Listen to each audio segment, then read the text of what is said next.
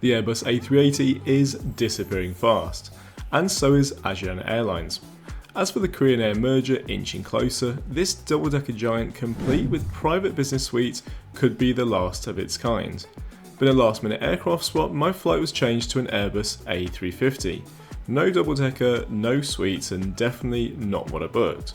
Still, I flew Asiana's A350 Business Class to see if the experience is worthy of your time in 2025, even without the flagship perks. So is it a hidden gem that's worth trying, or just a reminder of what's being lost?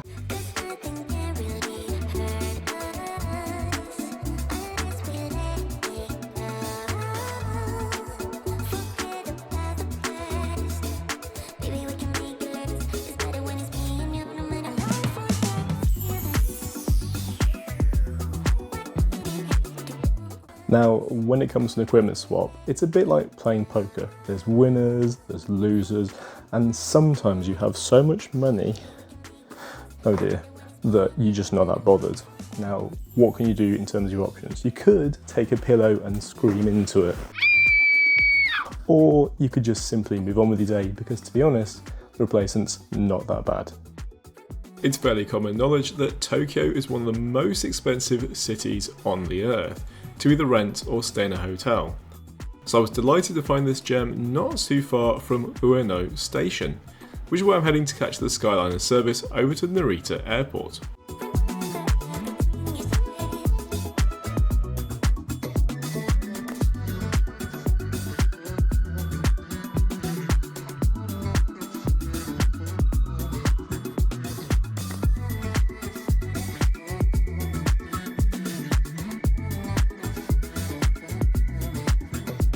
Before I catch the train, which has a separate station for the metro, I'm making two small errands. We have wonderful neighbours, and two of the children adore looking after Molly and Edna. So as a thank you, we always get them a gift, and it just so happens they love Japanese trains and cats. So I found the perfect present for the next time both me and Brent are away.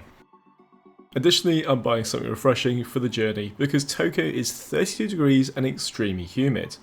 And then I make the 2-minute walk over to the Skyliner terminal.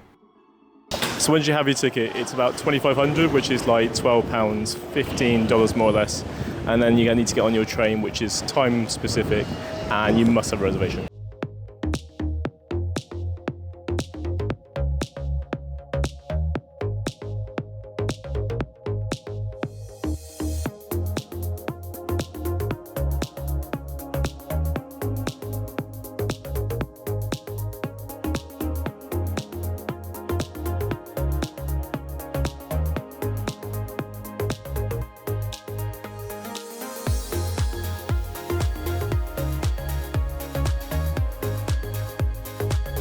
So that was pretty easy, nice journey, countryside, now it's off to Terminal 3.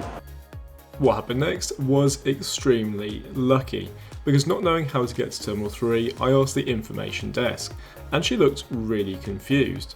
What I had stupidly done, and it's such a basic mistake, clearly my brain wanted to go to Haneda, so I googled which terminal Asiana goes from the incorrect airport, and I actually wanted Terminal 1 at Narita, which luckily involves a free and very simple bus transfer.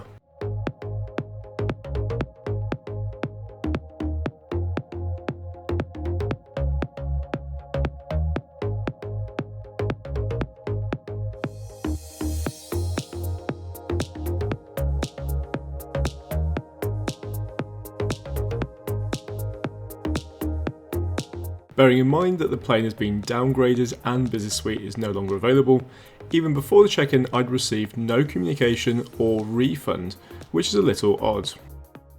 So that was sort of interesting. Basically I had to call reservations, not reception, which I can't do because the cost would be astronomical. So they gave me an email, all is good and I'll get the money back, which is about £80. Moving on, it's off to find a lounge, after passing through a very efficient queue for immigration.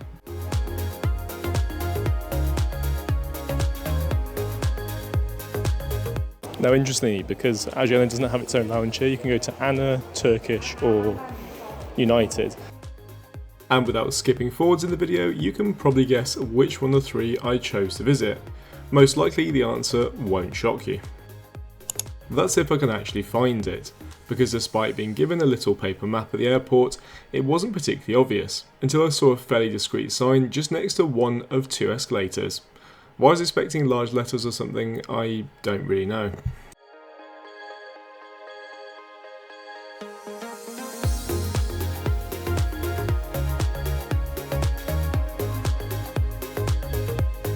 Having discovered the airline is not ANA and ANA, this is my first time in one of the lounges, and the welcome was typically wonderfully Japanese. So polite and elegant, that's a good word. The lounge is quite subtle in tones and there's a lot of seating. Food wise it's all quite tasty, perhaps a little tiny bit on the basic side, but I did find the perfectly cubed sandwiches rather cute.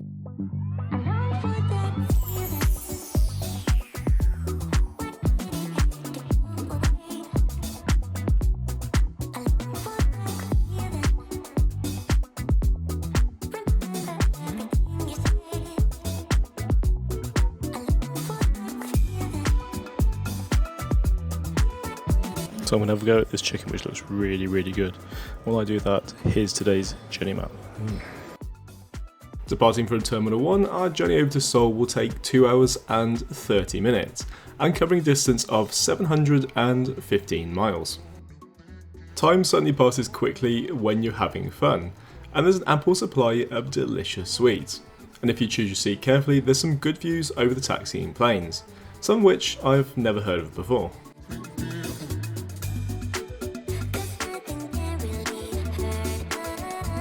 Into view comes our A380 Asiana replacement, with that extremely beautiful colour scheme on the tail. Maybe this is an unpopular opinion, but I think alongside Etihad, Asiana has one of the best liveries.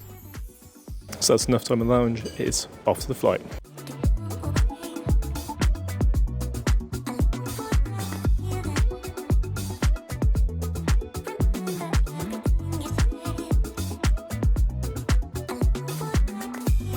Considering the capacity of the A350 on Asiana, it's a little bit strange that I'm the only passenger down here, with 10 minutes to board. It's times like this where thoughts start entering your head, where you wonder if you even got the right gate number, with the only option to walk all the way back to departure board or trust in myself, on we go to what I'm assuming is a satellite terminal.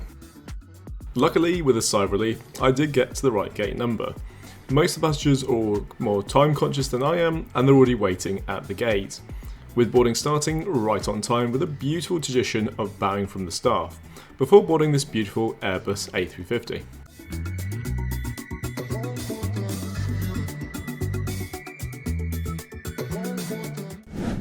Asiana's A350 has 3 sections on board, with the forward consisting of 7 rows of business class, in a 1-to-1 configuration, and not all seats are created equal, with A and K either closer to the window or the aisle, and the centre seats are either closer together, which is great for couples, or not.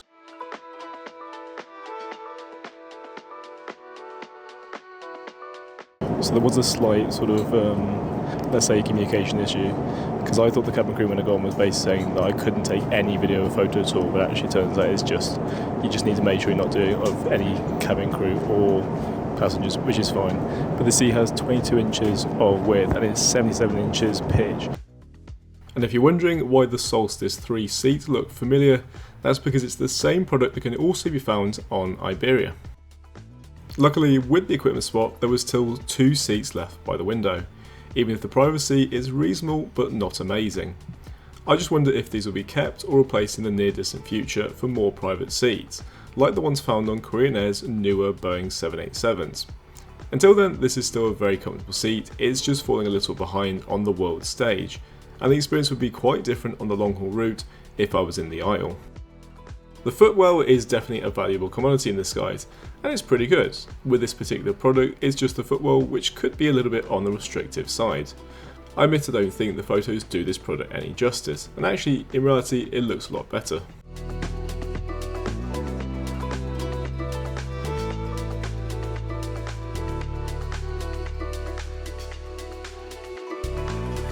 A hot flannel would be welcome after that really long walk, which comes in plastic packaging, which is okay. The headphones look fine, but they aren't the most premium pair I've seen on board an airline. And it's the slippers which are welcome touch, but a bit odd. Why are they so small?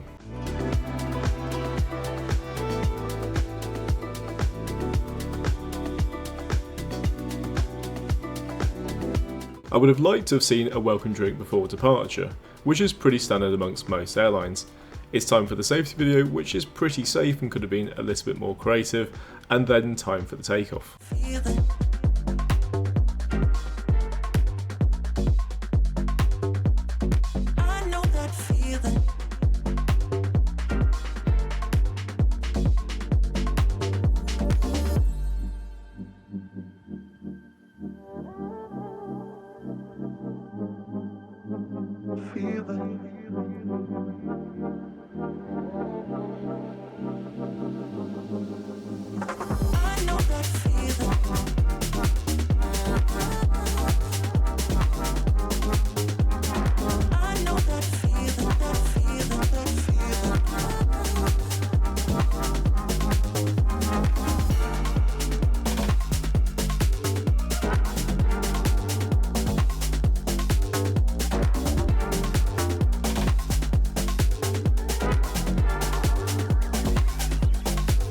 The in-flight entertainment boasts an 18-inch HD touchscreen display, which is right on the ideal average in 2025, but the actual interface is showing its age. In some ways, whilst the choice of content was really good, I get the impression that maybe Asiana is just waiting to be merged into Korean Air, before any sort of investments are made to improve it. Not that it's bad in any way. And having unwrapped the headphones, I'm reasonably impressed. They sit on the ear, which is not ideal for comfort, but they provide a good range when it comes to audio performance, even if they aren't the most premium without spending ridiculous amounts.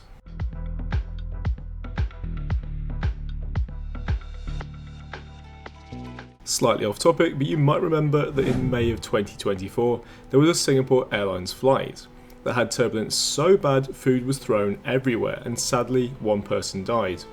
As a result, airlines, particularly in Asia, are now extremely proactive when it comes to turbulence, and the captains already made us aware of this, that this flight will be slightly turbulent. As a result, the lunch is delayed slightly, hopefully not for too long. And while we wait, here's a copy of today's onboard menu. There's a reasonable amount of choice, but it's not quite as comprehensive as its competitors. Starlux, for example, has up to 3 choices on the shorter route for the main course.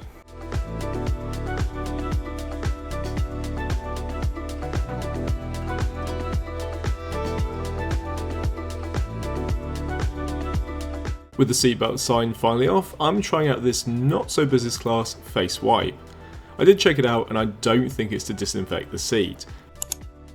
Okay, so just we go to the bathroom and then it's on to the meal service, and I am hungry. Let's just hope the turbulence doesn't stop me. With the crew preparing meals, the only one I could access was in economy, and halfway through my essential tasks, the seatbelt sign went back on again, so I quickly returned to my seat. FYI, if the crew are seated, then you probably should be as well. Things are going to get interesting.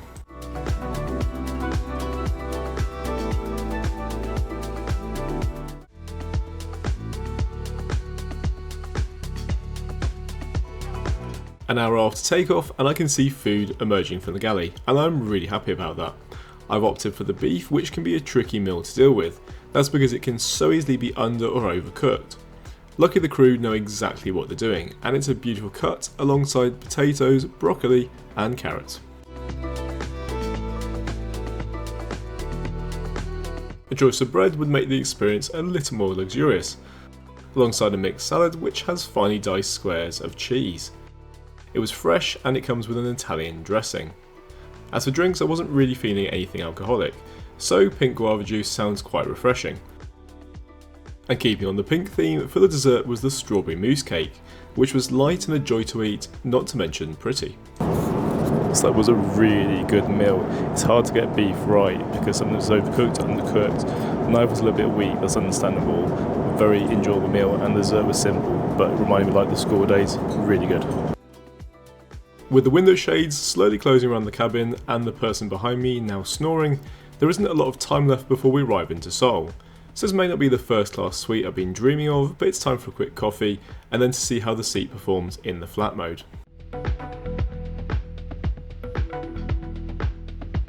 Yes, it looks like Grandma decided on the pattern to cover the seat and was probably staring at a jar of yellow mustard. But the width of the seat is really good, and those 22 inches make it comfortable for those who sleep on their back or side. Was it comfortable? Yes, and that's all that really matters.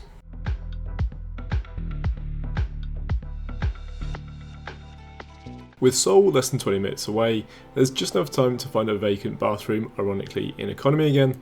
With only one on the left hand side in business, it's usually pretty busy. Hopefully we'll get some good views on our approach into Seoul, and then it's time for the conclusion to see exactly what I thought of Asiana.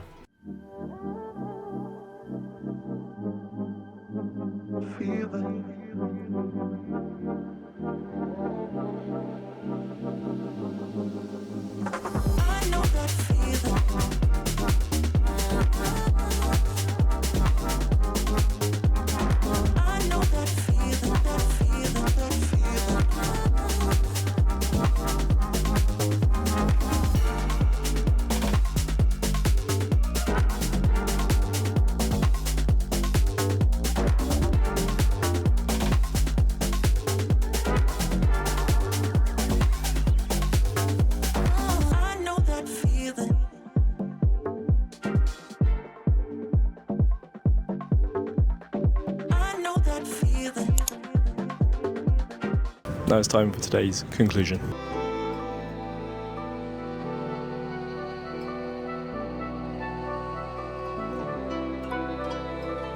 So it's interesting when you read the comments online about Asiana versus Korean.